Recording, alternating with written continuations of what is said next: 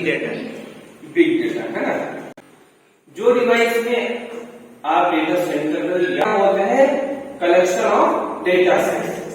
आपका सब लोगों का डेटा है जो उसको मिलाकर तब बनता है बिग डेटा। तो सर्वर पर क्लाउड पर जो है लाखों लोगों का डेटा होता है, तो उन लाखों लोगों का डेटा मिलाकर तब बनता है कलेक्शन।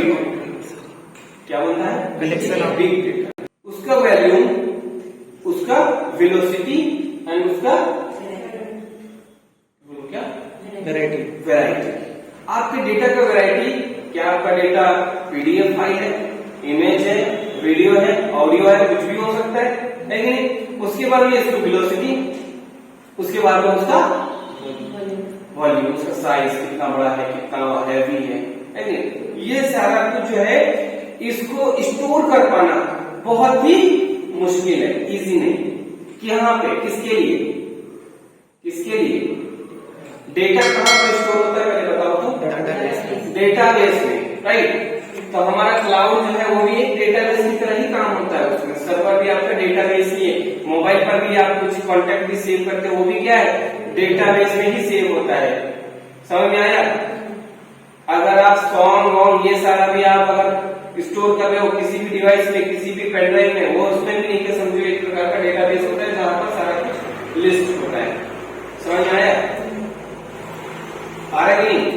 तो ये सब क्या है? आपका कलेक्शन ऑफ डेटा सेट हो गया। और डेटा हमारा सेव होता है कहां पर? डेटाबेस में। और वो डेटाबेस जो है कुछ भी हो सकता है, जैसे कि सर्वर, जैसे कि क्लाउड और बहुत सारे, है कि नहीं।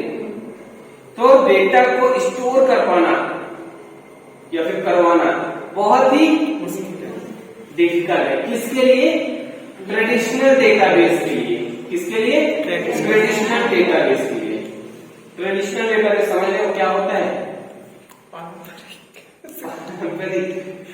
हाँ, पारंपरिक। यानी पहले अगर देखा जाए कि आज की कुछ जनरेशन पहले जो डेटा पहले किसी करवाते थे अगर कंप्यूटर में या फिर, तो उसके लिए बहुत ही ज्यादा कॉम्प्लेक्स होता था। किसी को मतलब इजी, हम लोग जैसे आज इजीली कोई भी चीज स्टोर करवा देते हैं मोबाइल पे, या फिर कोई भी सर्वर पर कुछ, जैसे आजकल आप देख लो गूगल ड्राइव आप चलाते हो नहीं, तो आप कुछ अपना इमेज फाइल या फिर कोई भी वीडियो ऑडियो आप क्या करते हो वहां पर स्टोर करते हो। बहुत ईजी, आपके इसके लिए एजुकेशन डिग्री की जरूरत नहीं होती। आपने बस उसको लॉग इन किया और अपना डेटा जो है इंपोर्ट कर दिया, एक्सपोर्ट कर दिया। समझ में आ गया? तो आपका डेटा स्टोर हो गया। इसके लिए कोई पढ़ा लिखा होना जरूरी है क्या? नहीं। लेकिन पहले जो होता था उसके लिए बहुत ज्यादा मुश्किल होता था। क्या होता था? बहुत ज्यादा मुश्किल होता था। हर चीज के लिए कोडिंग करो, हर चीज के लिए आप अपना मतलब कि डेटा के लिए आप पार्टिकुलर उसको कोडिंग करके आप स्टोर करवा पाओगे। और प्रोसेसिंग टूल्स भी होते थे ट्रेडिशनल वाले, जिसको एनालाइज करना हो, डेटा को मैनेज करना हो, वो भी बहुत ज्यादा डिफिकल्ट है, सबकी बस की बात नहीं थी। समझ में मिक्स हो जाता था डेटा, आपको चाहिए क्या, मिल रहा है क्या? अब ऐसा नहीं होता। बाय आईओटी सिस्टम्स, यानी कि जो डेटा आईओटी सिस्टम से जनरेट हो रहा है, सबसे पहले तो आप आईओटी डिवाइस बनाओगे, उसको प्रोग्राम लिखोगे, एक ही बार का काम है, आपने लिख दिया, फिर अपना प्रोडक्ट लॉन्च कर दिया। अब ये जो एंड यूजर के पास हो जाएगा उसको ये सब करने की जरूरत नहीं है। जैसे कि फिटनेस का, हेल्थ का कोई भी डिवाइस आपने बना दिया, आपका आईओटी डिवाइस बन के रेडी हो गया, उसके बाद में उस आईओटी डिवाइस का जो है काम चालू हो गया। फिर आप उसमें ना खोलकर कुछ इधर उधर करने की जरूरत नहीं है। आपका वो हेल्थ मॉनिटरिंग टोटल करेगा, टोटल जो भी डेटा होगा आपके मोबाइल में भेजेगा, मोबाइल एप्लीकेशन सीधा आपको क्लाउड पर स्टोर करवा देगा। यानी ये ऑटोमेटिक काम हो रहा है, हमको करने की जरूरत नहीं है, पहले हमको करना पड़ता था। तो आईओटी जो है, आईओटी मतलब हम आईओटी का ही एग्जाम्पल देंगे। तो हम जैसे स्मार्ट वॉच और बैटरी को दिया है, तो ये हमारा टोटल ऑटोमेटिक काम कर रहा है, हमको कुछ पे मैनेज करने का जरूरत नहीं है। वेदर मॉनिटरिंग स्टेशन भी हमारा आईओटी डिवाइस में आ जाता है, आईओटी सिस्टम में आ जाता है। मतलब क्या, एक डिवाइस है जो कि वेदर के वेदर या फोरकास्ट का टोटल जो इन्फॉर्मेशन है वो गैदर करता है, उसको क्लाउड में स्टोर करवा देता है। बाद में वो जो क्लाउड में स्टोर डेटा है वो आपके मोबाइल डिवाइस या फिर किसी वेबसाइट पर डिस्प्ले हो जाता है। ओके, ऑटोमेटिक काम। कोई भी इंडस्ट्रियल जो इन्वायरमेंट है जहां पर मतलब गैस का लीकेज का प्रॉब्लम है, उसको डिटेक्ट करने के लिए कोई सेंसर लगा दिए, उसका डेटा जो है वो क्या करेगा, तुरंत लेगा और उसको क्लाउड में स्टोर करवा देगा आईओटी डिवाइस। तो या फिर कहीं से स्मोक की क्वालिटी, मतलब ये ऑक्सीजन या फिर ऑक्सीजन की क्वालिटी या फिर स्मोक इस तरह का अगर कोई भी है तो वो भी नहीं, कि आपका जो डेटा जो है वो फिजिकल इन्वायरमेंट से कलेक्ट करेगा और उसके बाद वो डाल देगा सर कहाँ पे क्लाउड पे। वो क्लाउड से लेकर इंडस्ट्रियल जो उनका डिपार्टमेंट होता है जिन्होंने ये सब सिस्टम लगा कर रखे उनके पास में ऑटोमेटिक अपडेट दिखाएगा हर टाइम पे उनके वेबसाइट पे। तो ऐसे करके हम लोग क्या अपने डिवाइस को मतलब अपने इन्वायरमेंट को क्योर करते हैं। तो ये हो गया हमारा बिग डेटा का एग्जाम्पल। लोग समझ में आया? तो ये ऑटोमेटिक हर टाइम पे जो डेटा हमारा स्टोर हो रहा है एज अ बिग डेटा उसको माना जाएगा अगर वो क्लाउड पर स्टोर हो रहा है। डेटा का वो कौन सा मतलब पैरामीटर है जिसके थ्रू हम उसको डिपेंड कर पाएंगे, पता चल पाएगा कि ये बिग डेटा है या नहीं। तो डेटा के वैल्यूम उसका क्या पैरामीटर है? बिग डेटा तब आप बोल सकते हो जब उसका वैल्यूम यानी साइज डिपेंड करता है वो बिग डेटा है या नहीं, उसका वैल्यूम वो होता है। वैल्यूम ही एक ऐसा मतलब कि कैरेक्टरिस्टिक है जिसको कंसीडर किया जा सकता है जब अगर आप बिग डेटा से डील कर रहे हो।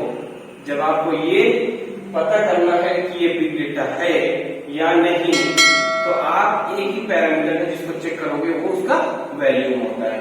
किसी भी डेटा का वैल्यूम अगर है आपका हिसाब से मतलब कि बिग डेटा के हिसाब से अगर वो वैल्यूम दे रहा है जिसका मतलब क्या है वो बिग डेटा है, अगर नहीं दे रहा है तो नहीं है। डेटा जो है वो स्ट्रक्चर्ड भी हो सकता है और जो है अनस्ट्रक्चर्ड भी हो सकता है। जैसे कि मिक्स है, कोई डेटा हम स्टोर कर रहे हैं वो मिक्स है, उसमें ऑडियो भी है, वीडियो भी है, इमेजेस भी है और इस तरह के और भी टाइप के डेटा है कि नहीं। तो यहाँ पर कुछ डेटा का यहाँ पर एग्जाम्पल में बता दे, जैसे कि email, photos, videos, monitoring devices, उसके बाद में पीडीएफ, उसके बाद में ऑडियो ईटीसी यहाँ पर आपका दिया हुआ है। डेटा किस टाइप का हो सकता है? या तो कोई ईमेल हो सकता है, फोटो हो सकता है, इमेज भी हो सकता है कि नहीं, पीडीएफ भी हो सकता है, कोई डॉक्यूमेंट हो सकता है, वर्ड फाइल हो सकता है, टेक्स्ट फाइल हो सकता है कि नहीं, और इस तरह से और बहुत सारे हैं। तो ये होता है वैरायटी ऑफ डेटा। समझ में आया कि नहीं? आर ऑल्सो मॉनिटरिंग डिवाइसेस, और मॉनिटरिंग डिवाइसेस भी उनसे आने वाला डेटा भी मैटर करता है। मॉनिटरिंग डिवाइसेस जैसे कि हेल्थ मॉनिटरिंग डिवाइस कौन सा डेटा रिसीव कर रहा है पता है आपको? ये डेटा सिग्नल से रिसीव करता है। सिग्नल कौन सा होता है? इसका सिग्नल दो टाइप का होता है, या तो होता है डिजिटल या फिर एनालॉग, है ना। ये एनालॉग में लेता है, एनालॉग को कन्वर्ट करता है डिजिटल में, डिजिटल डेटा जो जाता है वो स्टोर करवाता है क्लाउड में, फिर वहां पे एनालाइज होगा। समझ में आया कि नहीं? तो इस तरह का भी डेटा हो सकता है, digital data, digital signal and analog signal. Analog signal जो है वो स्टोर होता नहीं, एनालॉग सिग्नल को आप स्टोर करवाने तो होता है लेकिन अलग टॉपिक है। एनालॉग सिग्नल को आने वाला जो भी है उसको डिजिटल में आप कन्वर्ट करोगे, उसके बाद भी वो जाके क्लाउड में स्टोर करवाते हैं। क्योंकि इन्फॉर्मेशन जो है वो रीडेबल होना चाहिए ना, जैसे हमारे लिए रीडेबल होना चाहिए ताकि हमारा लैंग्वेज हमको समझ में आ सके। वैसे ही जो डेटा सेंटर वाला मतलब जो हमारा कंप्यूटर है, जो हमारा सिस्टम है, उसकी मतलब कि समझने लायक होना चाहिए ना डेटा। और जो डेटा है वो समझने लायक किस फॉर्म में होता है? बाइनरी में होता है। आपका अगर फोटो है वो भी बाइनरी में होगा, इमेज है वो भी बाइनरी में होगा, ऑडियो भी बाइनरी में होता है, सारा कुछ बाइनरी में ही होगा क्योंकि कंप्यूटर बाइनरी ही समझता है। कितनी स्पीड पर डेटा जो है वो जनरेट हो रहा है? वेलोसिटी, डेटा का वेलोसिटी, कितनी स्पीड में डेटा जनरेट हो रहा है, कहां से? कहीं से भी हो सकता है, कोई भी मॉनिटरिंग डिवाइस से भी हो सकता है, यानी कि आपके पास में जो है कितनी स्पीड में डेटा कर पा रहा है, कोई साइड डिवाइस से वो हो सकता है। और कितना स्पीड जो है वो डेटा प्रोसेस हो सकता है और आने वाले डिमांड को पूरा कर सकता है। यानी कितना स्पीड आपने अगर गूगल पर लेट्स सपोज कि आपने कुछ ऐसा सर्च किया,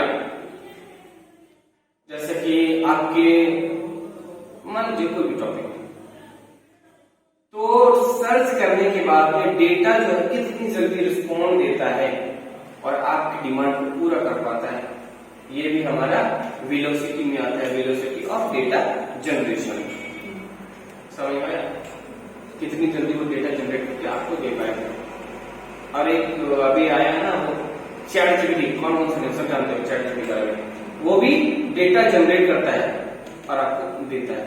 तो आप कभी कभी सर्वर स्लो हो जाता है या उनका खुद का सर्वर स्लो, हमारे यहाँ सब बढ़िया है, हमारे यहाँ 500 MB स्पीड MBPS चल रहा है, कोई दिक्कत नहीं है, वहां पर स्लो हो जाता हुआ क्योंकि डिमांड ज्यादा है, या फिर लोग खुद नहीं क्या दबा के रखते हैं, जानबूझ के लेट करते हैं ताकि प्रीमियम वाला आपको परचेस करना पड़े, है कि नहीं। तो जब आप लिखते हो वहां पर तो वो डेटा जनरेट होता है, जो भी क्वेरी आप करते हो चैट से वो डेटा जनरेट होकर तुरंत आपको मिल जाता है। तो ये भी आपका वेलोसिटी ऑफ डेटा जनरेशन पे आता है कि आपका डेटा जो है वो कितनी फास्ट जनरेट हो पा रहा है और डिमांड को पूरा कर पा रहा है।